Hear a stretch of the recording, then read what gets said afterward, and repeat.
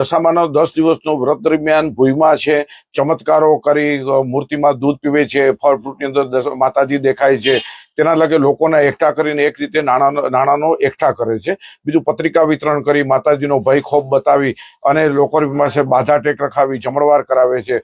દશામાના વ્રતને લઈને જયંત પંડ્યાનું મોટું નિવેદન. નમસ્કાર મિત્રો, આપ સૌનું હાર્દિક સ્વાગત છે વાયરલ વંટોળમાં. દશામાના નામે કેટલાક તત્વો અંધશ્રદ્ધા ફેલાવે છે. આ મામલે જયંત પંડ્યાએ શું કહ્યું, સાંભળો જયંત પંડ્યાનું નિવેદન. દશામાના વ્રત દરમિયાન સતત 24મા વર્ષે લોકોને જાગૃત કરી અને અંધશ્રદ્ધામાં લોકો આવી જાય નહીં તેના માટે અવગત કરે છે. દશામાનો 10 દિવસનો વ્રત દરમિયાન ભૂઈમાં છે, ચમત્કારો કરી મૂર્તિમાં દૂધ પીવે છે, ફળ ફ્રૂટની અંદર માતાજી દેખાય છે, તેના લગે લોકોને એકઠા કરીને એક રીતે નાણાંનો એકઠા કરે છે. બીજું પત્રિકા વિતરણ કરી માતાજીનો ભય ખોફ બતાવી અને લોકો પાસે બાધા ટેક રખાવી જમણવાર કરાવે છે. એવા અને કોલાહલ કરે ઉન્માદ કરતા જોવા મળે છે.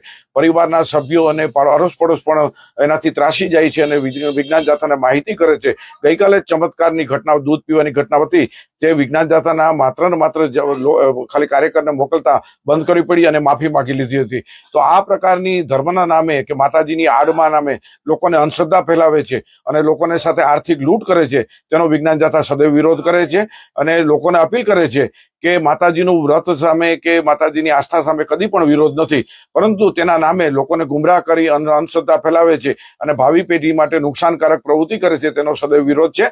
અને વિજ્ઞાન જાથાએ આ ઝુંબેશના ભાગરૂપે 10 દિવસના જિલ્લાવાર કાર્યક્રમો રાખ્યા છે. અને કોઈ પણ વ્યક્તિ છે અને આવી દશામાના નામે લૂંટ કરતા હોય કે અંધશ્રદ્ધા ફેલાવે તો વિજ્ઞાન જાથાને માહિતી પહોંચાડવા અપીલ કરવામાં આવે છે.